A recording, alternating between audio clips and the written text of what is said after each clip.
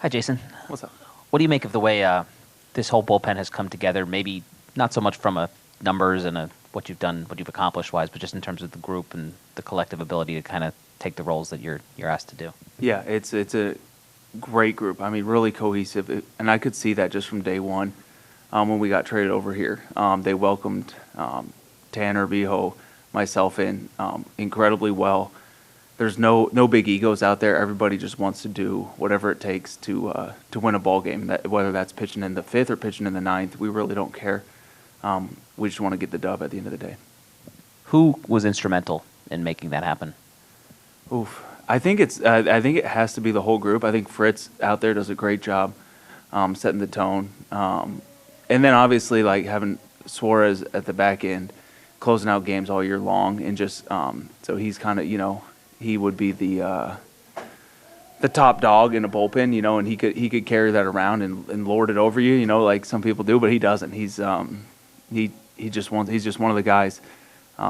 Does his job incredibly well, but pushes us all to do it well too. Bryce?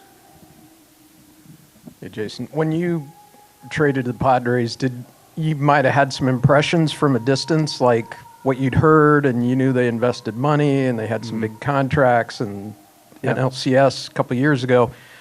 But beyond what you saw from a distance, what did you learn when you got here that you didn't realize about this whole group? Yeah, what blew me away, because the names, it's certainly like more star power than I had in Tampa. But what blew me away was the quality of teammates. So whether it's Manny, Bogey, Joe, everybody. But I didn't realize how good, how intentional they are with leading the team, how focused this team is. And I've been on too many teams because I was bad for so many years, but I've been on a lot of teams, and I've never seen a team so sold out for winning a ball game, and celebrating even when they're not doing personally well, but the team's doing well. So I think that was like the top thing that everyone's like, "How's it over there?" I'm like, "It's crazy! Like everyone's all in on the team first mentality." Go to the back row on the left. Hey, Jason, what has impressed you most in watching Dylan Cease in the time you've been together? I love his arm action, but I think he's really teachable. I think so. Like he's as good as he is, and as good as he's been for how many years now. He's picking my brain about pitching. He's picking everybody's brain, and he's always wanting to get better. He's got that ace mentality. He knows he's good. But he's not settling for where he's at now. And, I mean, his stuff's electric. The fastball rides like crazy. The breaking ball is all. Everyone knows that. But, yeah, I like watching him, how committed he is to getting better at his craft. And what was your perception of San Diego as a baseball town before you got here compared to the experience that you've had, especially now the last week or so? I had heard, so I played here once before as a visitor and loved it. But I didn't realize Tuesday night, sold out crowd. It doesn't matter who we're playing. It's the best atmosphere I've ever got to play in and night out. Obviously, especially so in these playoff games. But yeah, it's an incredible baseball town. So I'm really happy and really want to keep winning for the fans here because they've done a great job for us. Go to Marty in the third row in the middle.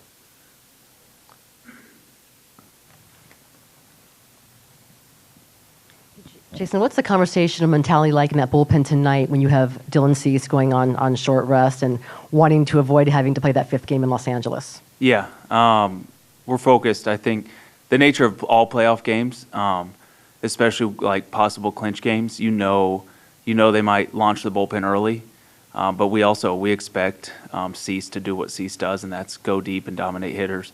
So there's comfort in that, but we're going to be we're stretching earlier in the playoffs and we're ready early, and just go do our job whenever we're called on. But yeah, I'm excited to watch Cease work.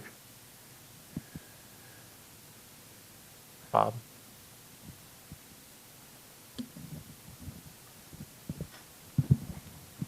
Hey, Jason, coming from Tampa, the guys that play there, love it. It's so comfortable. When they leave, they kind of struggle a little bit sometimes or just try to get acclimated. Did it take any time for you to get acclimated just from, the small crowds and how comfortable it is there to this? No, honestly, no. I felt at home right away. And like you said, I love Tampa. Everyone that goes through there loves it. They do a great job. So nothing but good things to say there. But yeah, I think with Ruben welcoming me in and just getting right on board with our pitching plan, the teammates, everyone, I think having everybody that's just so on board with winning a ball game, that doesn't change. Big crowd, small crowd. If you're sold out to win a ball game, you can keep your mind focused on the task at hand. But it certainly is a lot of fun going out there in front of all these fans and the big atmosphere and all that. Thanks. Any last ones for Jason? All right, Jason, thanks for coming up. Good Thank luck you. tonight. Thank you. All right, we'll get started with Jake, who's got the first question. We could start on the riser in the back.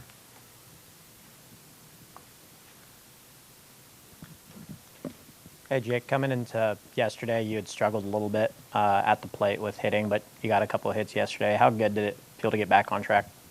No, it felt great. No, it's. I said it last night in an interview. It's the playoffs, and every day you start 0 for 0. So just takes one game, and yeah, feel good. We'll go to Mark in the third row in the middle here. When a pitcher like Cease takes the ball on short rest for the first time, just the fact that obviously he's talented, but what does that signal to you as a teammate and other teammates when a guy's willing to do something that he's not used to doing or comfortable doing maybe? Yeah, I mean, for him to do that's huge for us. Obviously, he's one of our big guys, and for him to do that in short rest shows what this team means to him and what he wants to do. We'll go to Sam, straight back. Sam on the other side. Sam. Hey, Jake, facing Ryan Brazier on the mound, bullpen day for the Dodgers, how does that impact preparation approach when you're facing that kind of situation in a postseason game? Yeah, so Brazier's starting, so obviously more than likely going to be a bullpen day. So just taking a look at all the guys, kind of, where your spot's at in the lineup, matchups you might see in certain situations. But we've seen them a lot and familiar with their bullpen, so kind of have a good idea going into tonight. You guys have put together a lot of innings like you had in the second last night, stringing hits together. A couple of guys come up with run-scoring hits. How would you characterize what this offense has been really all year, that ability to string hits together? Yeah, I think it's just the consistency of the quality at bats. Some nights you see it more than others, like last night where it seemed like it was 8 in a row. Other nights you see it where you got 4 or 5 in a row and you don't get anything. But, they've been there. I mean, the guys compete their butts off, and, it seems like the at-bats up and down the lineup, no matter what the situation is, are great. Go to Julian on the left side. Jake, kind of looking back at 2 years ago, that single you had that scored 2 runs and propelled you guys, probably one of the most iconic singles in franchise history. To kind of look at your own career 2 years later and to be in the same position against the same team, just can you talk about the growth that you've had and potentially slaying the dragon once again? I think it's, you go through different experiences throughout your career against different teams, and it just happens to be that we're playing, the same guys again. But no, I mean, it's something, I look back on and learn and, kind of tap into at certain points throughout the game. And, just as we do in all of our jobs, we learn from our past experiences and use those to kind of push us forward going forward. We'll go to the back left. Hey, Jake, what have you seen from Dylan just kind of as a competitor? He seems like the type of guy that wants to be tested, is up for a challenge. 100%. And I think that's, kind of what you see today with him. No, he's the guy, he wants the ball every time he's out there, every 5th day. Obviously today is now the 3rd day. But no, that's who Dylan is, man. He wants to go out there and, put himself in the position to help our team win. And Jason Adam just said that he's never been around a group that's as sold out on winning as this one, and everybody's celebrating whether or not they're involved with what's going on. You've been around for a while. Have you seen that kind of grow and develop? Because it seems like it's at a different level this season. Yeah.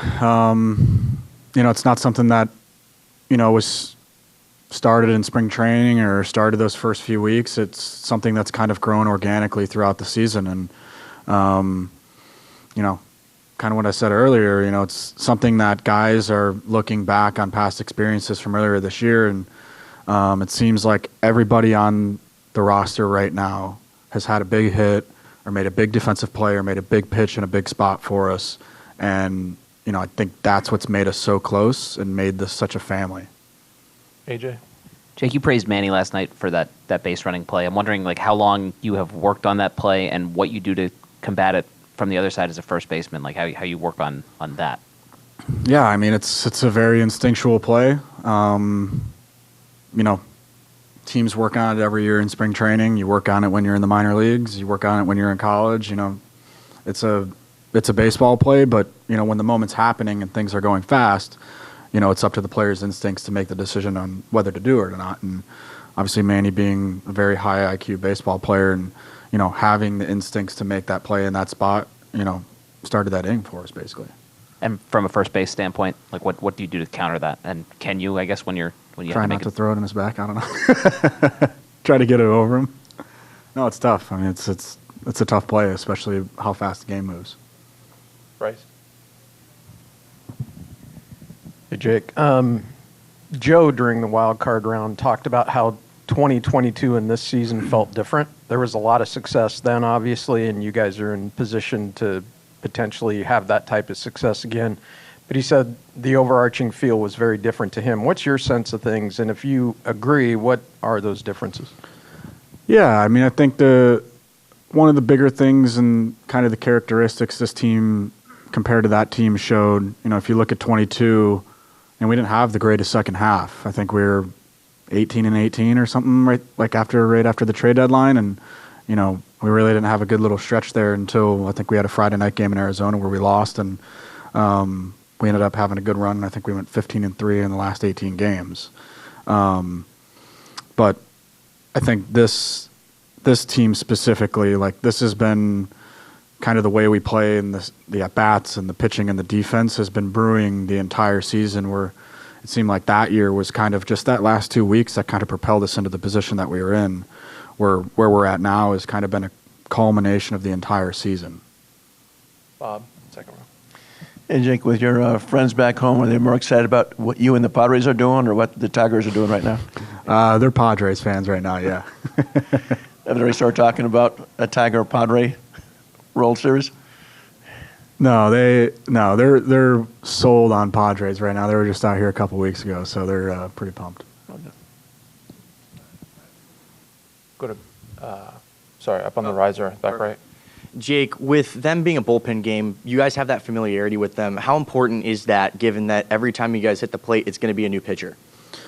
Yeah, it's tough. Like I said earlier, a lot of it comes down to game planning, and kind of it's more specific to each guy because let's say Arias hitting leadoff could face 4 different guys, and Merrill in the 6th spot. Or in the 5 hole.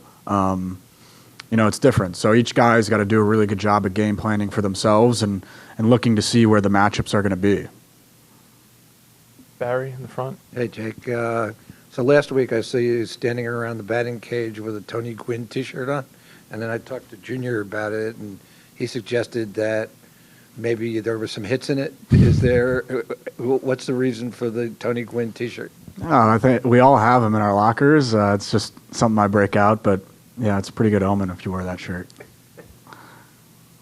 Any last ones for Jake? All right, Jake, thanks for coming up. Awesome. Thanks, everybody. Appreciate it.